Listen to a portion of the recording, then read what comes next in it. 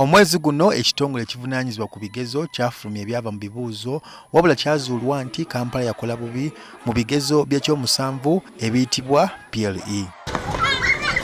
Era tukitegedde nti mu Kampala amasomero 79 agali wansi wa KCCA 16 tegafuna muyizi yenna yali mu ddala lisooka. Era okusinziira ku KCCA kiraga nti emyaka 3 egiyise ebyensoma mu kibuga naddala ku PLE bize bisereba.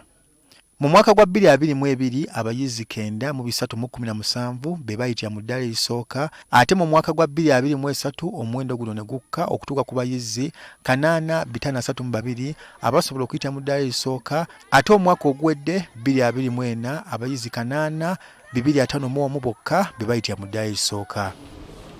Olw'omuwendo guno okukka, bakansala b'ekibuga baagala ssente ziteekebwa mu byenjigiriza zongerweko omutindo gulinnye. Ngoberera essomo lya SST omwana omu yekka yafunye akamu yekka masomero gonna ga KCCA.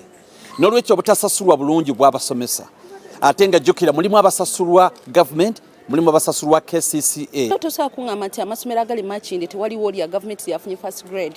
Eryafunye first grade ennyingi first grade 5. So nze kyennyamiza, nze nninawo plan gye ndabye. Nsaba abasomesa bongezebwe ssente.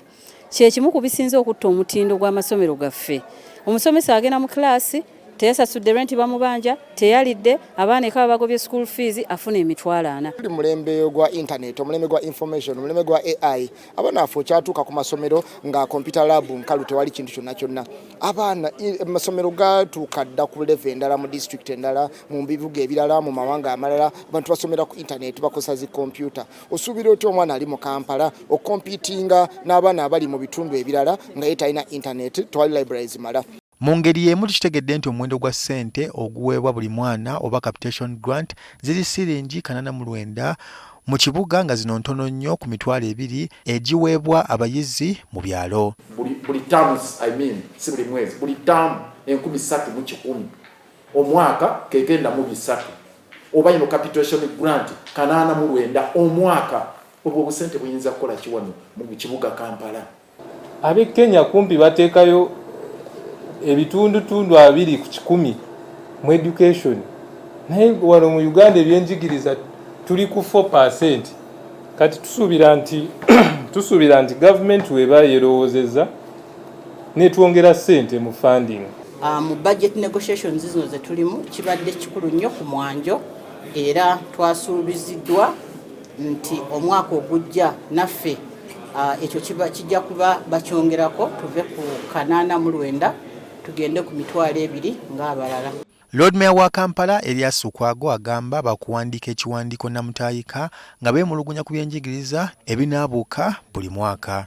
Ogende wa mukyala Janet Kataha Museveni nga Minister wa Education bw'aba atudde ne bbaawe Yoweri Kaguta Museveni President nga bali mu cabinet bamanye nti ekibuga kivunda, amasomero gaffe gavunda gaggwawo, abaana baffe bagenda kukotogebwa babenga tebalina future n'akamu n'aketono. Ekirala tugambye basupervisor beeyongereko nti ababadde batwala students 2 badde ku 40 kubeteeka we liragira. Tukitegedde era nti amasomero agamu mu Kampala tegalina bisaanyizo bigakkiriza kusomesa. Tusupervising amasomero 2221 mulimu. Naye kwago aga private aga tawera 10 gali mu 9 mu something ge galina license. Bo abayizi abasinga mu bibuuzo bya PLE mu Kampala basiimiddwa.